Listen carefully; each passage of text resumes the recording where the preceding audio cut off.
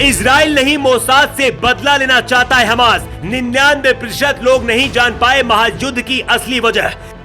7 साल से बदले की आग में जल रहा था हमास। जब इजराइल में अटैक हुआ उस दौरान कहां थे मोसाद के जासूस? मोसाद ने शुरू कर दिया अपना सबसे खतरनाक ऑपरेशन। इजराइल के दुश्मन देशों के अंदर भी मच गया हड़कंप। इजराइल के ऊपर हमास ने हमला क्यों किया जानते हैं आप? 7 साल से बदले की आग में हमास के आतंकी जल रहे थे। जंग इजराइल और हमास के बीच शुरू हुई, लेकिन इस जंग की असली वजह 99% लोग नहीं जान पाए। क्या आपने कभी सोचा कि दुनिया की सबसे खतरनाक इजराइल की खुफिया एजेंसी मोसाद है, लेकिन इस बार मोसाद क्यों फेल हो गई? जिस वक्त हमास के आतंकियों ने इजराइल पर हमला किया, मोसाद क्या कर रही थी, वजह जानकर आप हैरान रह जाएंगे। आज से करीब 7 साल पहले 15 दिसंबर 2016 को मोसाद ने हमास को ऐसा जख्म दिया था जिसकी वजह से पिछले 7 साल से हमास बदला लेने का इंतजार कर रहा था। इजराइल चारों तरफ से 13 मुस्लिम देशों से घिरा हुआ है। पड़ोसी मुस्लिम देश इजराइल पर कब्जा चाहते हैं। फिलिस्तीन और हमास चाहता है कि इजराइल को भी मुस्लिम देश बना दिया जाए। इजराइल बहुत छोटा सा देश है और खुद को जिंदा रखने के लिए हर दिन इजराइल जिंदगी और मौत से लड़ता है। इजराइल अपने यहाँ 18 साल की उम्र होते ही सभी लड़के लड़कियों को युद्ध की ट्रेनिंग देता है ताकि जरूरत पड़ने पर युद्ध लड़ सकें। अपने दुश्मनों से बचने के लिए ही इजराइल ने खुफिया एजेंसी मोसाद बनाई। ये इतनी ज्यादा खतरनाक है कि इसे इजराइल की किलिंग मशीन भी कहा जाता है। चारों ओर दुश्मनों से घिरे इजराइल की एजेंसी अपने खतरनाक ऑपरेशन की वजह से दुनिया की सबसे तेज इंटेलिजेंस कही जाती है। दुश्मन दुनिया के किसी भी कोने में छुपा हो, लेकिन इजराइल की खुफिया एजेंसी मोसाद उसे ढूंढकर खत्म कर देती है।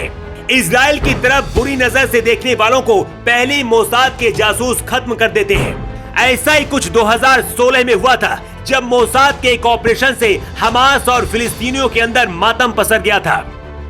15 दिसंबर 2013 को हमास के कमांडर मोहम्मद अल जवारी को चलती कार से गोली मारकर खत्म कर दिया गया था।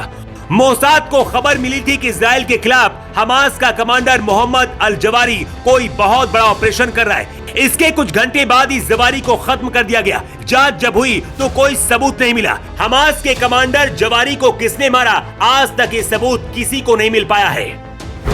इतनी चालाकी से सिर्फ मोसाद ये ऑपरेशन को अंजाम दे सकता है। अपने कमांडर की मौत से हमास बिलबिला उठा था। हमास के आतंकियों ने उस दौरान कहा था कि मोसाद ने ही उनके कमांडर को मरवाया है। कहते हैं हमास ने उसी दिन ठान लिया था कि अपने कमांडर का बदला मोसाद से जरूर लेंगे, और मौका देखते ही इजराइल के ऊपर 7 साल बाद हमला कर दिया।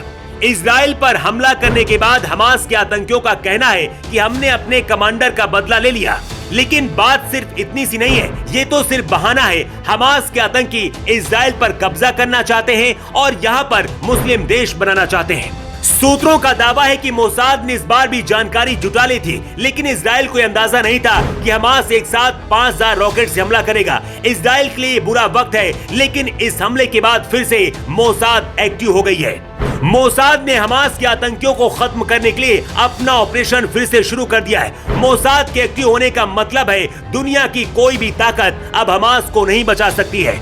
मोसाद क्या है, इसे ऐसे समझिए कि अपने दुश्मन देशों के अंदर घुसकर भी मोसाद के जासूस दुश्मनों को खत्म कर देते हैं। इतिहास में भारत के कई बड़े ऑपरेशन में भी मोसाद ने भारत का साथ दिया है। जब पाकिस्तान ने अपना परमाणु बम बनाया था, उस दौरान मोसाद ने भारत की खुफिया एजेंसी रॉ के साथ मिलकर इसका पता लगाया था। इसीलिए अब मोसाद का साथ इस बार रॉ भी दे सकती है।